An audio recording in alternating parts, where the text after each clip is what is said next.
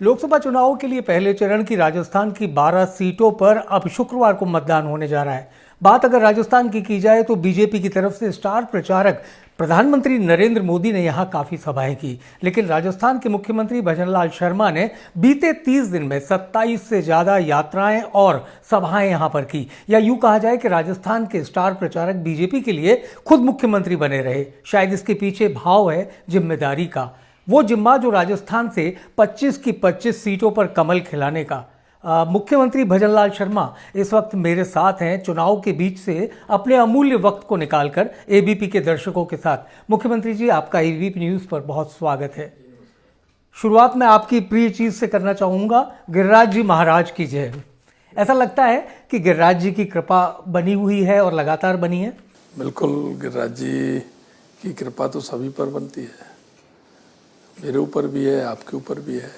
मुख्यमंत्री जी, साल 2014 का नतीजा 25-0, साल 2019 का नतीजा 25-0, साल 2024 में उम्मीद 2019 और 14 की तरह 25-0। लेकिन सवाल उठ रहे हैं, कई सीटों पर कड़ा संघर्ष है। नाम भी बताए जा रहे हैं, झुंझुनू, चूरू, बाड़मेर, टोंक और सवाई माधोपुर, दौसा। आप क्या सोचते हैं, नतीजा क्या होगा?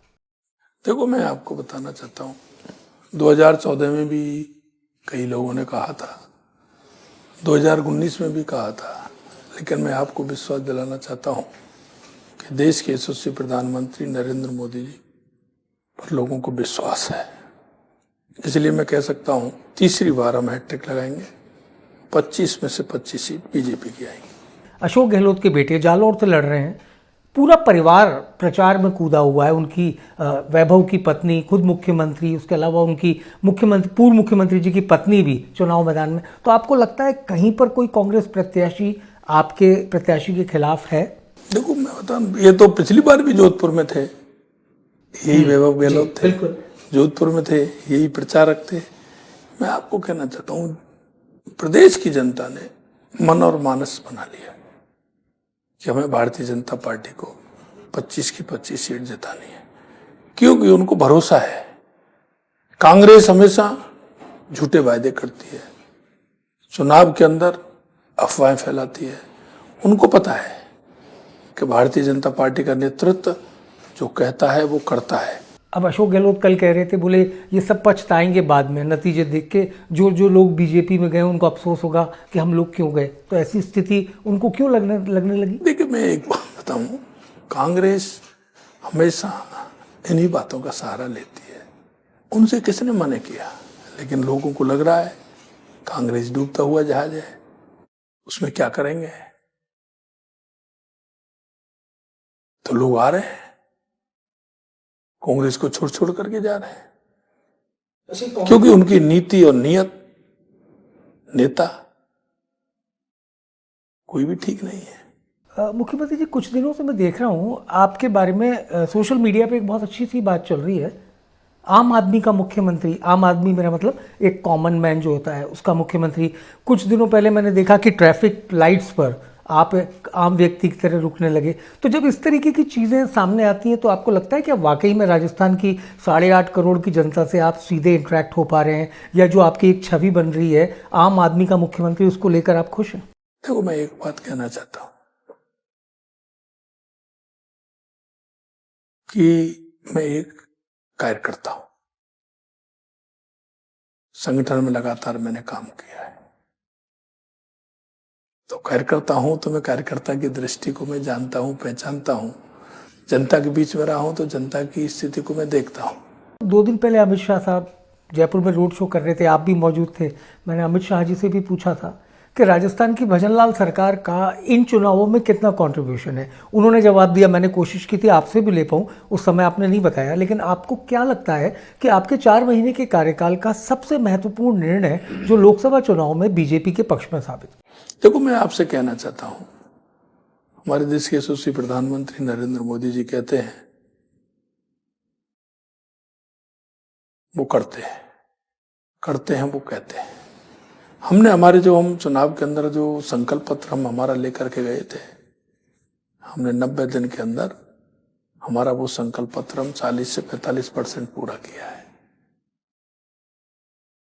देश के यशस्वी प्रधानमंत्री नरेंद्र मोदी जी के नेतृत्व में जो हमारी कई दशकों से जो हमारी पानी को लेकर के, या हमारी ERCP हो या हमारा यमुना का पानी हो, जो समस्याएं चल रही थी उनका समाधान भी हमने किया है। कांग्रेस के समय में जो पेपर लीक से लेकर के जिस तरह के काम हो रहे थे, हमने कहा कि हम SIT गठित करेंगे, वो काम भी हमने किया और आपके सामने हमने 85 से 90 लोगों को गिरफ्तार करने का काम भी किया है। और हमने जनता के बीच में वायदा किया है, हमने कहा है कि कितना भी बड़ा व्यक्ति हो जो जांच के दायरे में आएगा हम उसको छोड़ेंगे नहीं।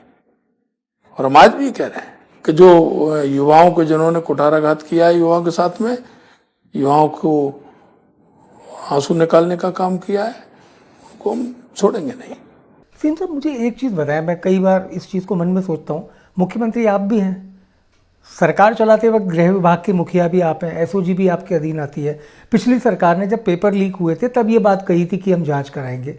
ये 80 लोग उस समय भी तो गिरफ्तार हो सकते थे, पेपर लीक होने उस समय भी तो रुक सकते थे। ऐसा क्या कमी रही, क्यों नहीं किया सरकार ने? इच्छा शक्ति की कमी थी या उसमें कुछ बड़े लोग शामिल थे? क्या वजह लगती है आपको? ये तो वही बता सकते नहीं, चूंकि अब आप जांच करा रहे हैं तो इसलिए ये सवाल बन रहा है। देखो, मैं तो इतना कह सकता हूँ आपसे, मेरी SIT जांच कर रही है, अब तक 80 और 85 लोग गिरफ्तार किए हैं। आने वाले समय में और भी जो लोग होंगे उनको भी छोड़ने वाले नहीं है, चाहे कितने ही बड़े हो, कितना भी बड़ा व्यक्ति हो। प्रधानमंत्री जी के पहले दौर की तरह इस बार भी लगातार चलते रहेंगे दौरे, या आपको लगता है कि दूसरी जो दौर की सीटें वो कुछ आसान हैं, उनमें से ज़्यादातर तो बीजेपी के पक्ष में जाती दिख रही है? देखो, मैं आपसे कहना चाहता हूँ, हम चुनाव पूरी तैयारी के साथ लड़ते हैं। जहाँ जहाँ जो आवश्यकता होती है वो हम करते हैं, अब भी किया और आगे भी करेंगे। जहाँ जैसी आवश्यकता होगी निश्चित रूप से करेंगे। लोग कहते हैं कि साहब रविंद्र सिंह भाटी को आपने समझाने की कोशिश की, निर्दलीय ये वो, तो ऐसे में आपको लगता है वो कोई नुकसान पहुंचाने की स्थिति में है बीजेपी को? देखो, मैं एक बात कहना चाहता हूँ, ये राष्ट्रीय पार्टी है, हमारे मुद्दे अलग होते हैं, चुनाव के अलग हैं, और लोगों को सबसे बड़ी बात यह है कि देश के यशस्वी प्रधानमंत्री नरेंद्र मोदी जी पर भरोसा है, और भरोसा पूरा है, यानी कि जो कहते हैं वो करते हैं। गारंटी यानी कि जो कहा है उससे पूरा होने की गारंटी। बहुत बहुत धन्यवाद मुख्यमंत्री जी, आप ABP न्यूज़ पर आए। हमारी ओर से आपको बहुत सारी शुभकामनाएं।